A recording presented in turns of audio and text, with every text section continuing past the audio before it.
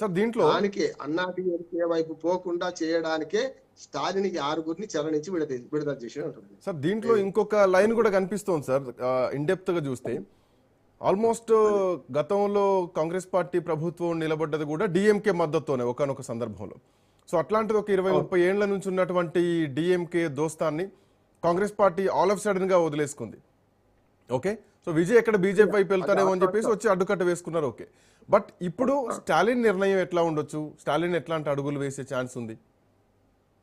స్టాలిన్ చాలా నిబ్బరంగా ఉంటాడు, ఈ 6 నెలలు ఉంటాడు. ప్రతిపక్ష నాయకుడిగా తాను గెలవలే కనుక తనకి అధికారం లేదు, కానీ ప్రతిపక్ష నాయకుడిగా క్యాబినెట్ హోదాతోని తాను ఇప్పుడు ఉంటే ఉదయనిధి స్టాలిన్ గెలిచి ఉదయనిధి గెలిచిండు కదా, ఆయన ఉంటాడేమో నేను అనుకుంటున్నాను. ఉదయనిధి స్టాలిన్ గెలిచిండు కనుక ఉదయనిధి స్టాలిన్ గానే పెట్టవచ్చు.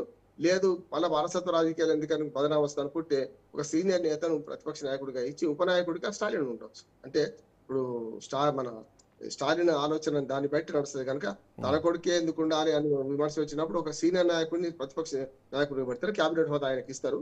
అప్పుడు ఉప నాయకుడిగా స్టాలిన్ పెడతారు. ఎందుకంటే స్టాలిన్ చెక్స్ అండ్ బ్యాలెన్సెస్ ఉండాలి కదా అని నేను అనుకుంటున్నాను. నా అంచనా అది. సో ఈ రోజు ఏం జరిగిందండి సార్? ఈరోజు ఏంటంటే ఆర్ట్ ఆఫ్ లివింగ్ 45వ వ్యవస్థాపక దినోత్సవం సందర్భంగా ప్రధానమంత్రి మోడీ ఈ మాట అన్నారు. సో కాంగ్రెస్ ఎప్పుడైనా వెన్నుపోటు పొడిచి వెళ్తుంది, ఈరోజు స్టాలిన్ కూడా వెన్నుపోటు పొడిచి వెళ్లారంటూ స్టాలిన్కి కొంత సింపతి చూపిస్తూ కాంగ్రెస్ పార్టీని నిందించారు. సో ఈ మాటల వెనకాల ఏమైనా అంటే మోడీ సింపతి చూపించారు కాబట్టి స్టాలిన్ వైపు మోడీ ఏమైనా చూస్తున్నారు అనుకోవచ్చా? సో డిఎంకే ఎన్డీఏ కూటమి గతంలో కూడా కలిసి పనిచేసిన సందర్భాలు కూడా ఉన్నాయి, అట్లాంటిది ఏమైనా ఎక్స్పెక్ట్ చేయొచ్చా మనం భవిష్యత్తులో? ద్రవిడ పార్టీలు రెండు కూడా తమ రాష్ట్ర ప్రయోజనాలు ఎట్లా ఉంటే అట్లా దానికి కూడా సిద్ధంగా ఉంటారు. ఇప్పుడు ఎంఐఎం కదా, మన తెలంగాణలో ఎంఐఎం కదా, ఎవరు ప్రభుత్వంలోకి వచ్చినా మా దగ్గర రావాల్సింది అంటే ఒక కిరణ్ కుమార్ రెడ్డి రొంగలే కానీ కాంగ్రెస్ ముఖ్యమంత్రి మిగతా వాళ్ళందరూ తెలుగుదేశం వచ్చినా, బీఆర్ఎస్ వచ్చినా, ఇవాళ మన కాంగ్రెస్ వచ్చినా ఎంఐఎం చెప్తే ఎట్లా విన్నారో ద్రవిడ పార్టీలు రెండు కూడా ఎవరన్నా ఒకరు కేంద్ర ప్రభుత్వానికి అనుకూలంగా ఒకరు వ్యతిరేకంగా ఉన్నారు మొదటి నుంచి కూడా. చూడండి మీరు అప్పటి నుంచి ఇప్పటిదాకా అంటే ఇవాళ ఎన్డీఏ కూటమి కావచ్చు, కానీ ఏదైనా కేంద్రంలో ఏ ప్రభుత్వం ఉంటే ఆ ప్రభుత్వానికి అనుకూలంగా ఒక పార్టీ ఉంటది. ఇప్పుడు అన్నాడీఎంకే దానిలో ఉన్నది. ఇప్పుడు ఇది ఒక సీటు గెలిచింది కనుక రేపు పొద్దున 27 సీట్లు పోటీ చేస్తే ఒకటి గెలిచింది మన శ్రీకాంత్. అక్కడ పోతే 27 సీట్లకు పోటీ చేసిన కాంగ్రెస్ 5 గెలిచింది. గెలుపు శాతము బీజేపీ తక్కువ ఉంది, కాంగ్రెస్ ఎక్కువ ఉన్నది.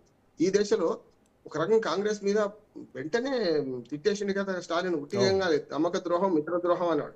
అనడమే కాదు వాళ్ళ కనిమొలి ద్వారా లెటర్ రాయించారు.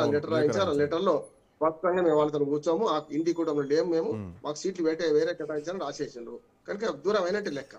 అంటే 2 మంత్రి పదవుల కోసం లేకపోతే చిన్నగా అధికారంలో అంటే ఆనాడు స్టాలిన్తో కలిసి అధికారంలో ఉంటారు, ఇప్పుడు వీడితో కలిసి అధికారంలో ఉంటారు అనే బాధ అవుతున్నది ఉన్నది కదా.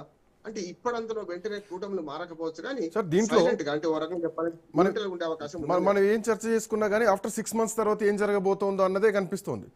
సో ఇక్కడ పాయింట్ ఏంటంటే కాంగ్రెస్ పార్టీ డిఎంకేకి వెన్నుపోటు పొడిచి బయటకు వచ్చేసిన టీవీకేతో కలిసింది. ఈరోజు రాహుల్ గాంధీ కూడా ప్రమాణ స్వీకారంలో పాల్గొన్నారు. అంటే పాయింట్ ఏంటంటే ఏఐడిఎంకే నుంచి ఒక వర్గం ఇప్పటికే షణ్ముగన్ వర్గం రావడానికి సిద్ధమైంది, నేను రాత్రి కూడా చర్చలు జరిగినాయని చెప్పేసి మీరు ఇంకో కామెంట్ చేశారు. సో రేపు పొద్దున భవిష్యత్తులో ఎన్డీఏ కూటమిలోకి స్టాలిన్ కనుక చేరితే ఏఐడిఎంకేలోంచి విజయ్ వైపు ఒక టీం బయటకు వస్తే గనక ఇక భవిష్యత్ రాజకీయాలు టీవీకే వర్సెస్ డిఎంకే లాంటి పోటాపోటీన చూడొచ్చా? ఏఐడిఎంకే కనుమరుగయ్యేటువంటి అవకాశం కనిపిస్తోందా?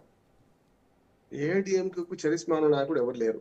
పాయింట్ 2 ముఖ్యమంత్రులు గతంలో ఉంటే ఒకడేమో పన్నీర్ సెల్వం, ఆయననేమో డిఎంకే కూటమి చేరిపోయాడు. ఇటు పక్కన శశికళనేమో మొత్తం రాజకీయ సన్యాసం చేసేసింది.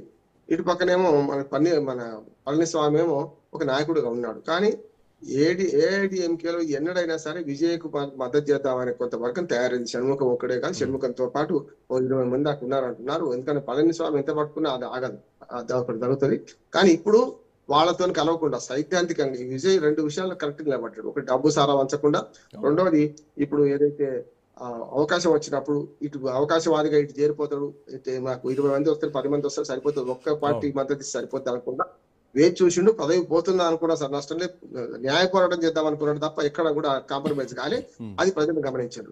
ఒకవేళ నీ ప్రభుత్వాన్ని పడేస్తే స్టాలిన్ అందుకని చాలా దూరం, స్టాలిన్ చాలా సీనియర్ నాయకుడు, తండ్రి వారసత్వంగా వచ్చిన వాడు, 97 ఏళ్ళు చనిపోయేదాకా కరుణానిధి ఆ పార్టీకి అధ్యక్షుడు కదా మన డిఎంకే.